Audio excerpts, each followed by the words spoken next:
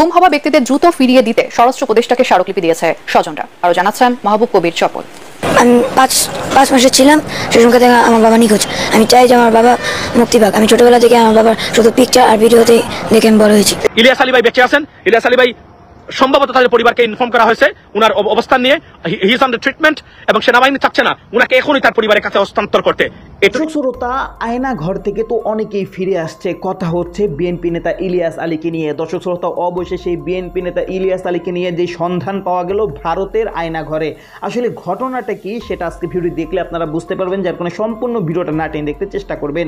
তো কথা না বেরিয়ে চলুন আমরা ভিডিও মূল আলোচনায় চলে যাই। ভিডিও মূল আলোচনা চলে যাওয়ার আগে আপনার কাছে আমার ছোট করে একটু অনুরোধ, আপনি প্রত্যেক মুহূর্তের আপডেট পেয়ে চান তো অবশ্যই চ্যানেলটি সাবস্ক্রাইব করে দেবেন এবং পাশে থাকা বেল আইকনটি ক্লিক করে দেবেন, তাহলে প্রত্যেক মুহূর্তের আপডেটটি সবার আগে পৌঁছবে আপনার কাছে। দর্শক, কথা না বেরিয়ে চলুন আমরা আসলে ঘটনাটি বিস্তারিত দেখে আসি। গুরুত্বপূর্ণ পোস্ট দেওয়ার জন্য ধন্যবাদ জানাই। সেকেন্ড থিং হলো আজকে এবং অনেকগুলো কাজ তারা করে যাচ্ছেন সরকার।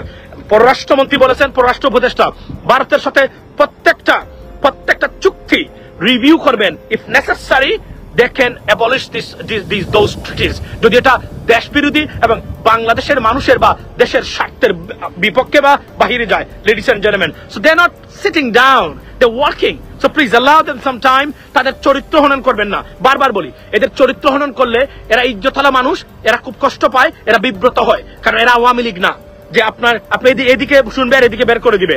এরা ইজ্জতওয়ালা মানুষ, এরা প্রেস্টিজ এবং ডিগনিটি নিয়ে চলাফেরা করে তাদের ক্যারিয়ার, তাদের প্রকৃত ক্যারিয়ারে। সুতরাং এদেরকে নষ্ট করবেন না, তাদের চরিত্র হনন করবেন না আপনার নিজেদের স্বার্থে, কারণ আপনি পৃথিবীর সবচেয়ে বড় বিজ্ঞানী নয়। বাই দ্য ওয়ে, যে কথায় আসছিলাম, আমার কথা মনে কিছু নেবেন না, মনে রাখবেন আমি সবকিছু ডিফারেন্টলি দেখি এবং এটাই আমার নিয়ম, এবং আমি প্রমাণিত হয়েছি। আমি যতটা বিষয় আলোচনা করেছি বিগত 5 বছর 6 বছর ধরে, আমি প্রত্যেকটা কথাই সত্য ছিল। অনেকে বলতেও পারেন, সেটা হয়তো বা প্রশংসা নাও দিতে পারেন, কিন্তু বাস্তবে আমি দেখেছি। এজন্য আমি কেয়ার করি না কে কি বললো, কার যুক্তি আমি আনবো। আমি যা বলেছি এবং আমার অ্যানালাইসিস এবং ইনসাইট এটাই সত্য প্রমাণিত হয়েছে প্রত্যেকটা ক্ষেত্রে। সো এই কনফিডেন্স লেভেলটা এতটা পর্যায়ে আছে এখন, আর কারো কথা শুনতেও রাজি না আমি আবার বলি, এবং আমি দেখেছি আমি যে কথা বলি এটাই অনেকে বলছেন এখন এসে পরিশেষে। Ladies and gentlemen, now let's talk about Ilias Ali ভাই। বিএনপি নেতা ইলিয়াস আলী ভাইকে নিয়ে আজকে ব্যাপক প্রচারণা যে উনি ফিরেছেন, উনি ফিরবেন নাকি উনি মৃত। আমাকে অনেকে জিজ্ঞেস করেছেন, আপনারা দেখে থাকবেন যে আমি প্রতিদিন বলে আসছি বিগত 2 বছর থেকে, ইলিয়াস আলী ভাই আমি স্ট্রংলি বিলিভ করি যে উনি বেঁচে আছেন এবং যে কোন সময় তার পরিবারের কাছে ফিরবেন। নাও আমার এটা কোন সোর্স আমি আপনাকে বলছি না, আমি আমার ব্যক্তিগত আশা আকাঙ্ক্ষা, ব্যক্তিগত অ্যানালাইসিস থেকে আমি বলছি। I have a connection, I know the source, এটা আমি দিচ্ছি না এখন। আমি 2 বছর ধরে বলে আসছি, আমি সেদিন সেলিমে বলছে, আমি মনে প্রাণে বিশ্বাস করি ইলিয়াস আলী ভাই বেঁচে আছেন। ইলিয়াস আলী ভাই সম্ভবত তাদের পরিবারকে ইনফর্ম করা হয়েছে উনার অবস্থান নিয়ে, হি ইজ আন্ডার ট্রিটমেন্ট, এবং সেনাবাহিনী চাচ্ছে না উনাকে এখনই তার পরিবারের কাছে হস্তান্তর করতে। এই কথাগুলো আমি আমার মন থেকে বলছি, I may be wrong, maybe আমার এই কথাটা ভুল প্রমাণিত হতে পারে 2 দিন পরে, তবে আমি বিশ্বাস করি হবে না। এটা আমার ভরসা এবং আমার বিশ্বাসের উপরে, এবং আমি মনে প্রাণে আশা করি যে কোন সময় ইলিয়াস আলী ভাই ফিরবেন তার পরিবারের কাছে, এবং I think it is confirm, right? কেননা এবং যারা বলছেন বেঁচে নেই, এটা সত্য নয়, তাদেরও যুক্তি আছে। কিভাবে 12 বছর ধরে উনি কি বেঁচে আছেন? এটা কি সম্ভব? এই ব্রুটাল, এই স্বৈরশাসক, এই খুনি এবং হত্যাকারী আয়নাগরের মালিকদের মানে আশ্রয় যিনি ছিলেন তাকে কি এখনো বাঁচিয়ে রেখেছে? It's a logical question to be honest, right? এবং সেকেন্ড থিং হলো আরো একটা, যে এই সরকার পরিবর্তন হওয়ার পরে আয়নাগর থেকে অনেক মানুষ ফিরে গেছেন, ইলিয়াস আলী ভাই ফিরলেন না কেন? তাহলে কি মনে হয় না উনি আর বেঁচে নেই? তারপরে কিছুদিন আগে মাসুদ রানা নামে একজন পুলিশের এসআই, উনি একটা লাইভ করে বলেছেন যে উনি ছিলেন র্যাবে 1-এর রিসেপশনে, উনি মনে প্রাণে বিশ্বাস করেন তাকে মেরে ফেলেছে। সুতরাং এই কথাগুলো যদি যারা বলছেন যে উনি বেঁচে নেই, logical, they have the logic, by the way, it's a very very logical.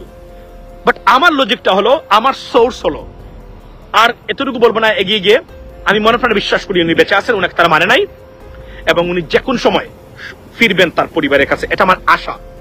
আমি বিশ্বাস করি মনে প্রাণে, আমি ভুল প্রমাণিত হব না, এটা আমার মনে প্রাণে বিশ্বাস।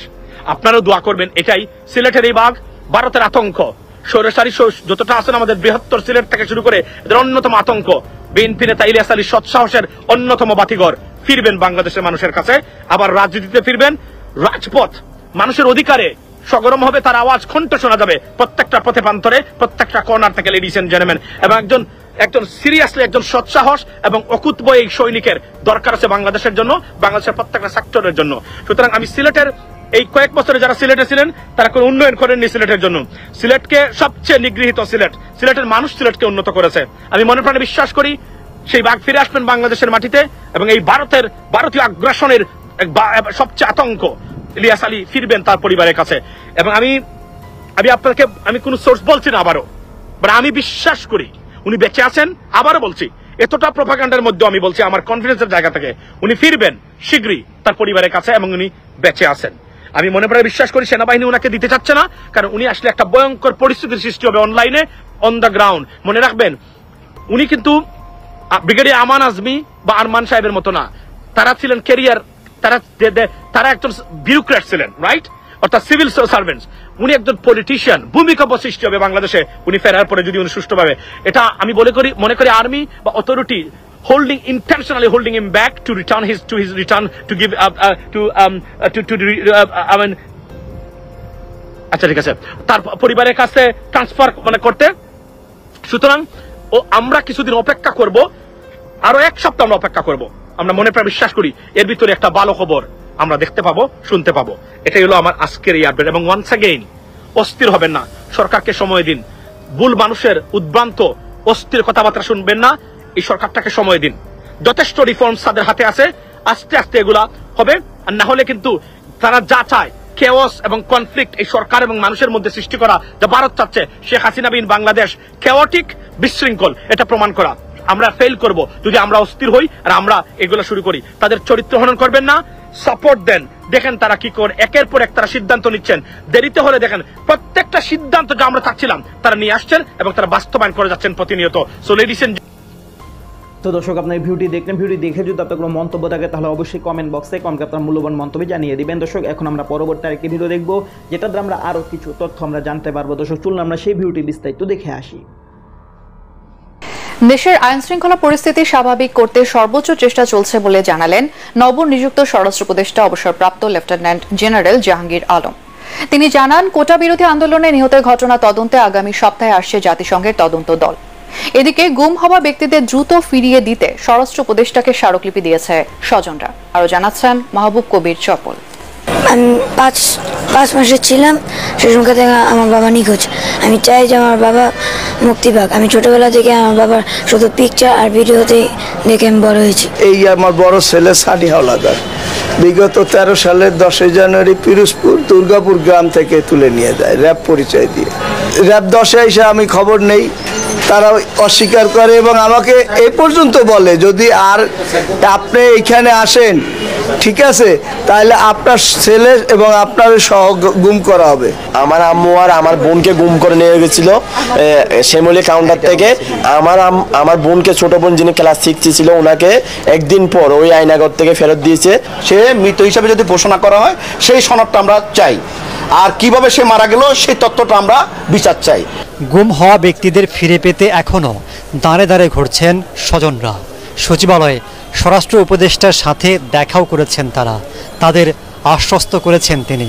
তবে এই মুহূর্তে দেশের আইনশৃঙ্খলা পরিস্থিতির উন্নতিকেই বেশি গুরুত্ব দিচ্ছেন উপদেষ্টা।